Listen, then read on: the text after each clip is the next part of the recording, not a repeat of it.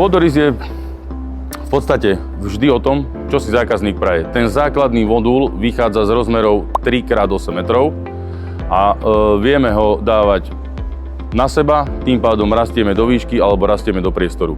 Na našej stránke potom nájdete samozrejme rôzne pôdorysy, kde tie moduly 3x8 spájame do rôznych tvarov, do T, do L, do U, do Z, čokoľvek si zákazník vymyslí, my mu vieme dodať a vyrobiť. V prípade, že si spojím dva moduly k sebe, tým pádom nejakým spôsobom sme dva moduly do tvaru U, vzniká mi tým pádom priestor 6x8 metrov, spojil som dva moduly.